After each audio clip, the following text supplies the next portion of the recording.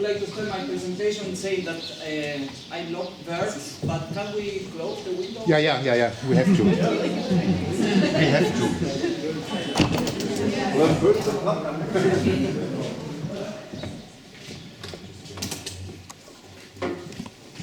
So, thank you very much for being here. I am quite happy to have the opportunity to share some thoughts about my musical practices as improviser. I would like also to thank Matthias Maschap and Matthias Schwabe for organizing this great symposium and giving us the possibility to listen to a lot of different diverse colleagues. So, before I start with my presentation, beyond the normative, non-improvising musician in European cities, I would like to present myself a little bit. My name is Diego Kohn. I come from Argentina. And I live since around 9 years in Switzerland, where I came because of the offer of a master in improvisation in the Music Academy of Basel. And after, in Argentina I study violin and composition, and of course it's related to what I will explain later, what I say that. And now I live in Zurich, where I decide my activity as freelancer musician. I also teach improvisation at the ZHDK, it's the University of Arts of Zurich. And yeah, that's it. My short presentation. What I will talk today is the perspective of non-European musicians in European cities. I will share some of aspects of the landscape of improvised music through the lens of non-European musicians, with a particular focus on Latin American practitioners. I guess there are some similarities from South American, like people coming from Asia, but this is just a suppose.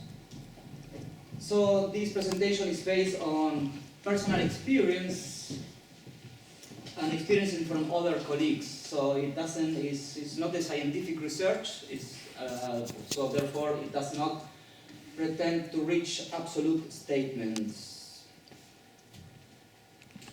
Well, another motivation that allows me to do this presentation, as I see there is a growing presence of non-European improvising musicians in cities of Europe. And I base that on my personal experience. I lived in this city in 2003, in 2004. Those times I met a lot of musicians, mostly from South America, but all of them they came to Europe to study at the academies, let's say to study how to play the serious music, or they were musicians playing folk music, or in my case, tango music from Buenos Aires, let's say exotic music outside from Europe. But it was almost no improvising musician or musician making experimental music those times. It was 20 years ago in this city, at least my experience.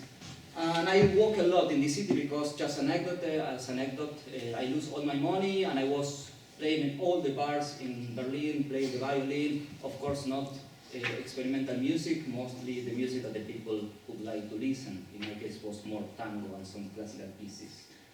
But yeah, nowadays I think I come to Berlin and I found more or less 20 active musicians coming from Argentina, making improvised music in this city.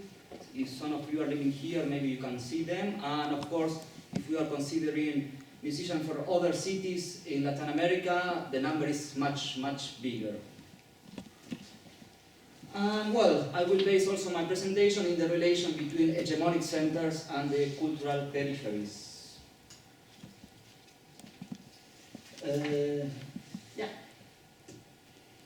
So now we would like to talk about general remarks about immigrant musicians in Europe. They are for every kind of musicians.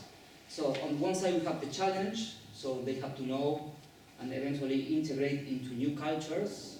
They have to learn new languages. They have to adapt and understand new customs, new habits, even to understand new sense of humor. They used to have also, it's not a big joke, because when you live here and everyone is joking and you cannot understand. You understand, but it's not funny. So we used to have also precarious work and economic situation. And we are away from home, family and friends, therefore there is less emotional and or economic support. But on the other side we have opportunities, so we have the possibility to contact with local and worldwide musicians, our colleagues from different countries. So there are more concert venues for every kind of music. There are more institutions, such academies or places specialized in diverse aspects of music and some arts. For example, exploratorium. So as far as I know, we don't have this kind of beautiful place for discuss, listen, and meet musicians and play improvised music. So we don't have this kind of temples in Argentina. And I guess it's more or less similar in the rest of countries in Latin America, and probably also similar in Asia and South Asia. Well, there is increased possibilities for financial support for cultural projects through foundations or public institutions. Like exploratorium, I guess you are having support from public foundations. No. Okay. So now we are talking.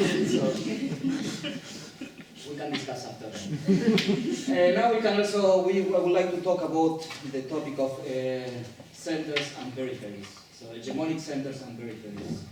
So to understand my perspective as a musician playing here in Europe, I think it's important to, as I mentioned to you, that I study music in Argentina. I learned violin and composition, and more than 95% of the music that I study or analyze in Argentina, it was European music.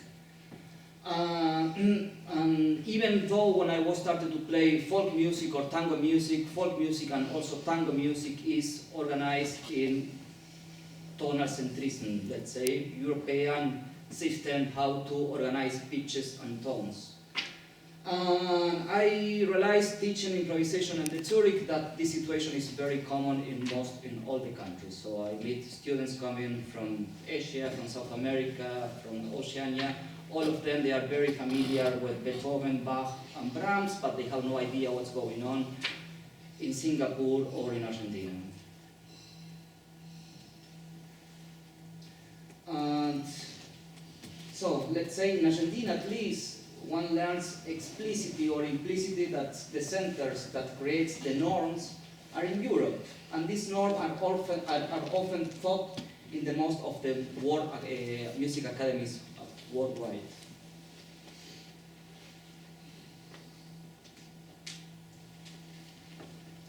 As I mentioned, in Europe.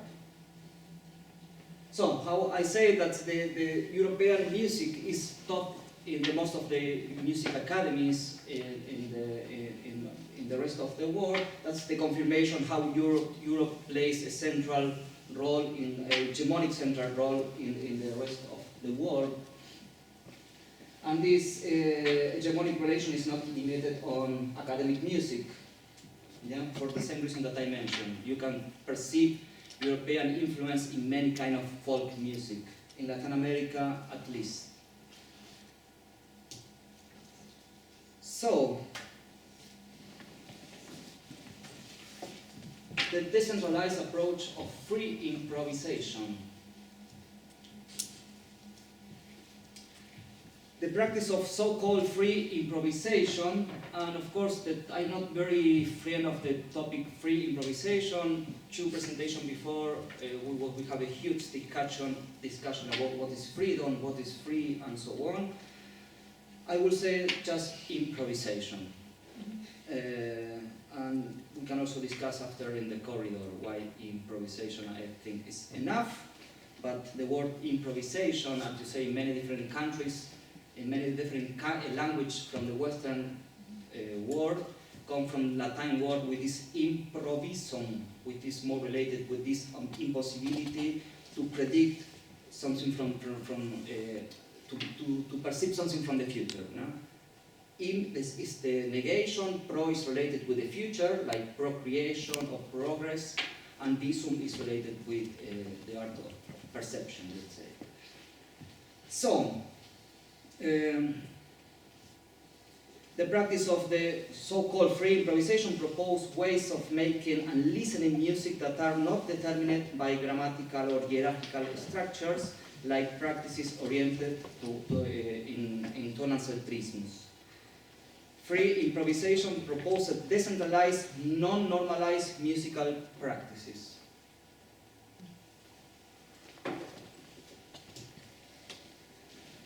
Free improvisation as a musical and social practice denormalizes, questions norms, and even breaks them, but it breaks norms in a sense of openness and liberation.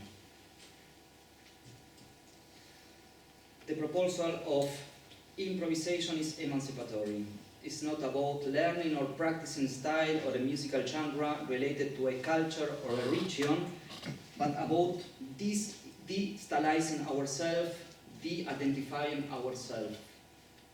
The practice of free improvisation invites us to experience emancipatory practices in terms of disidentification from traditions. So, no norms, it means no centers and no peripheries.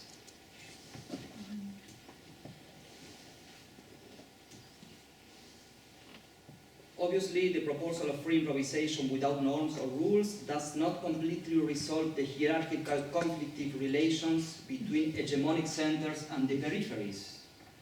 These hierarchical relations are also determined by global economies and cultural policies, of which improvised music is not completely outside. So let's say, colleagues from mine in Argentina, they know very well who is Ivan Parker or Alexander von Schlippenbach, but I assume most of you have no idea about improvisers from Peru or from Taiwan.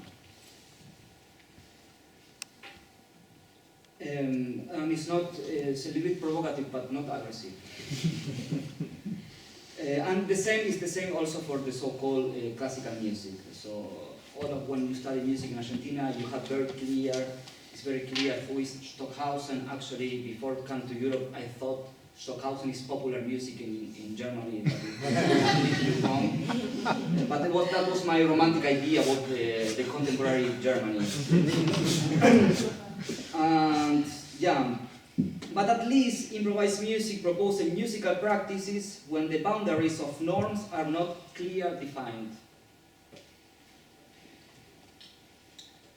Making improvised music offers an opportunity for personal artistic growth, exploring ways of self-expression, connecting with the others, let's say the dimension of the otherness, embracing the dimension of the otherness, and engaging with a diverse cultural landscape. It allows musical creation without the need to relate to the norms and the centers that regulate them.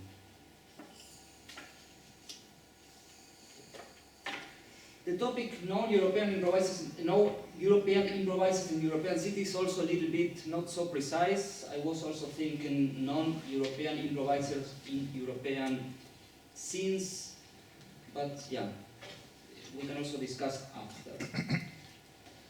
So, neither uneducated nor exotic.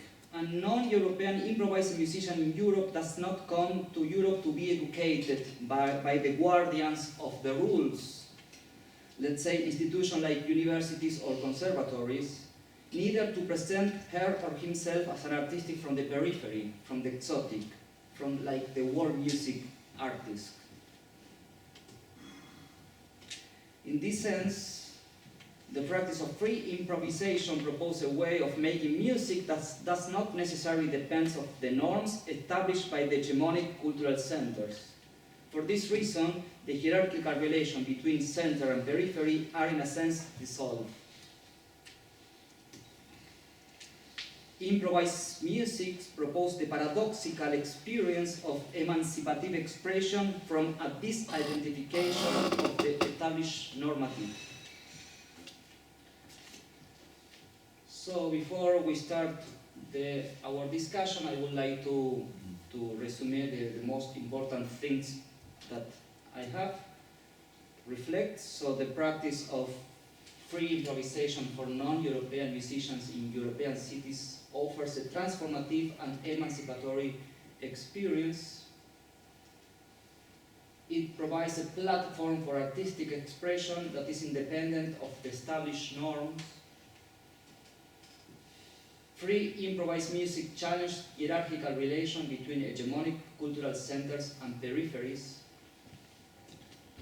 It encouraged disidentification from traditional musical structures, and free improvised music highlights the potential for non-European musicians to develop their artistic expression, engage with diverse cultural landscapes, and break away from norms dictated by hegemonic cultural centers. Thank you. Thank you.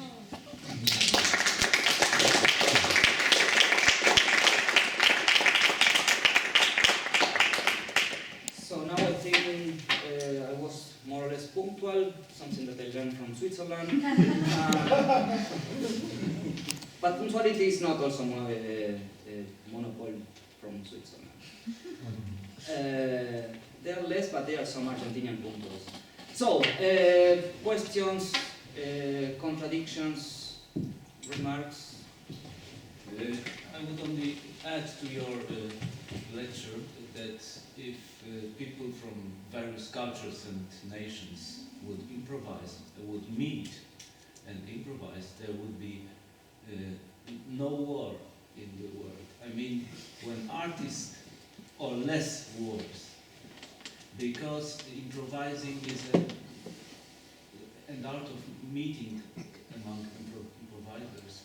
It is kind of a mystery of meeting.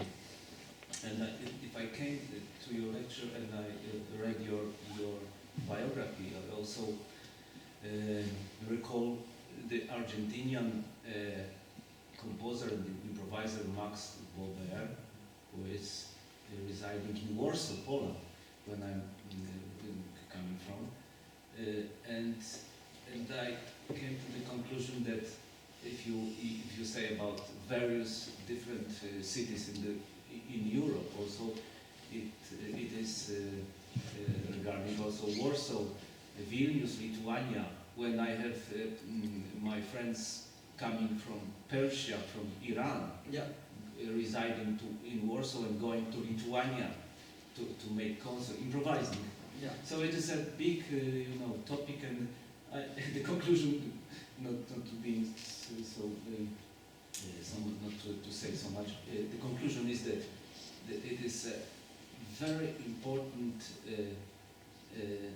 task for artists and for musicians to come together and to make a better world, peaceful world. Well, thank you for your lightness comment, but there are also, of course, a lot of contradictions.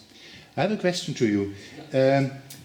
I sometimes have the feeling that the experimental music, the people which we invite here, is sort of dominated by Western, European, American styles. Do you think there is enough space for other cultures to integrate into this experimental music? I sometimes have the feeling that it's sort of a new hegemony in musical terms. Well, if there is space to integrate new cultures here. I mean, it's also a question to all people coming from an Asian country, from South America, from wherever. Do you have the feeling that you have to integrate into our experimental music, or is this experimental music really a sort of global thing? Yeah, somehow we were also discussing with Tam this noon. The thing that I found, because it's, as I told you, it's my perspective as musician from improvised music and musician from non-European. When I came here and I play with other musicians, it's an Augenebene, so Okay. So it's my impression that it's not that you are coming like the exotic playing with the feathers or playing Peruvian music on the street. It was very famous in the 90s here. Or like a musician from Argentina playing tango. So we are playing something that is not completely Argentinian, but it's not completely German. So as I told you, the boundaries on improvised music are at least more flexible, and it's not so clear to define. On the other side, the last year I organized also an online meeting. It was 6 lectures about free improvisation in Latin America. It was 50 musicians coming from Peru, Mexico, Brazil, Argentina, Chile. We were discussing, and it was one of the topics, if there is kind of identity of Latin America improvised music. It's very difficult to give an answer for that. Because of the nature of the so-called free improvised music, it's very difficult to define what is related to some identity. Yeah, but at the same time, I guess musicians coming from different parts of the world, of course, they are bringing something in this in this scene here. Yeah, okay. Different approaches. So, and maybe also because of the challenges that we have, so we need to push a little bit more than local ones. That brings you another perspective of this local scene. I would like to question that. Not so complicated. Yeah, I like to question that whether it's really more complicated for nowadays for an outer European to integrate here than for an inner European, because my way, for example, I had to learn, for example, once I was playing in a bigger group, and the bigger group was non-hierarchical, and we were a collective. And at some point I found out that somebody cancelled the bigger group and refounded it just to make sure I was not in it. And if I was, you know, like, if I had some good reason, I could have said it's because I come from Freiburg and they hate Southern Germany. But actually, my question is, or what I maybe want to point out or put in question is, it is, if you want to play with musicians that have a musician that is play a music that is self-evolving and nobody really controls it, like for example the Echtzeit music, at some point, if you were not playing reductive, you were out. And not because you were coming from Freiburg, as I do, or Black Forest, but because you just didn't get it. Yeah. And then there is always this thing, somebody has to get something, but at the same time the music is evolving. Now if you play only reductionist, you're out, because people have had it, they have got the t-shirt, they are happy with it, so they moved on. So I think this is one of the things that are super interesting and different with improvised music. And there comes my next thing, because it generally does not really come from the universities. There is not really an institutional thing, except Matthias, of course. That is really existing, but it's very often it's musicians who run places for other musicians who come and play. So it's really like a grassroots thing, and you have to find your way into it, and that's where you lose some of your good or bad habits. Probably it was very similar situation at the beginning of the jazz. Nowadays yes. You have school of jazz in most of the schools in Europe and in the US, and also in Latin America. And it was one of the very typical discussions, because I used to discuss with colleagues about the integration of free practice of improvisation in the curricula, the academic curricula. And many of them, they were against that because of similar reasons yes. that you are mentioned. For me, now I am teacher in the institution, and I can tell you that it's offered also for many of these students coming from different places in the world, the possibility to interact with the others from a different way. So there is not this big umbrella called Beethoven, Bach, Brahms, probably Bartok, probably. But really the relation between the musicians is quite different. So in other words, they started to experience through the practice of free improvisation, experience of freedom, let's say, experience of to don't be afraid to what is right and what is wrong and all this stuff that we already know. So I think it's also good that the improvisation is also in the curricula academica, and it's also good because one of the important things is free improvisation. Improvisation that has not to be resumed in rules, let's say, because otherwise it's a receipt how to be a good improvisers is one of the things. But I actually wanted to ask whether the scene where you play improvised music, not where you learn it. Nowadays you can even learn it, and there are good and terrible schools for improvisation in my perception. Sorry to say that, it's not so important. What I wanted to say is that the scene where you play and where you have the feeling, yes, I'm kind of accepted, is so diverse that it's that I question whether it's difficult to come, not only difficult to come in from another culture, but for example, Tam, if she would approach me and I run this little series in Cologne, I would say, yeah, super interesting, let me listen to it a little bit, and I would be probably more interested in you. Sorry to be so exotistic about that all. It's about your instrument, not your person. So then probably I would be more interested than in a saxophone player from Switzerland. Yeah. Unfortunately. You know, so It's that part of I the was just dynamic, questioning yeah. that. What does it mean to be integrated? Yeah, I think In terms, together with coming from other European countries. I think it's very difficult to achieve, and we don't want to achieve very clear answer, or at least not very fixed answer. But that's what I mentioned at the beginning. 20 years ago, there was no free improviser experimental musician from Latin America. At least there was very few of them. Maybe Lucio Capese. It was in 2003, 2004 when he came. And I was talking with him. There were another colleagues, maybe someone was more related with techno. And nowadays, for example, Gustavo, who arrived, is one of the new generation from Argentina. They are around 20 colleagues just from Argentina. Yeah? It's not the top. And I assume we have a lot of similarities with musicians coming from other parts of the world, coming to the center. Because to think that European doesn't place a hegemonic center, I think is wrong. Europe still being the hegemonic center. We want it or not, because how we learn music is the European system, and the music that when I turn on the radio, total random here or in Singapore, is also tonal music, I would say, and it's not.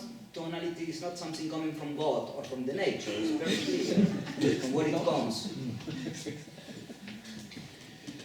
The hegemony, the European hegemony is in music schools. That's the last castle, I think.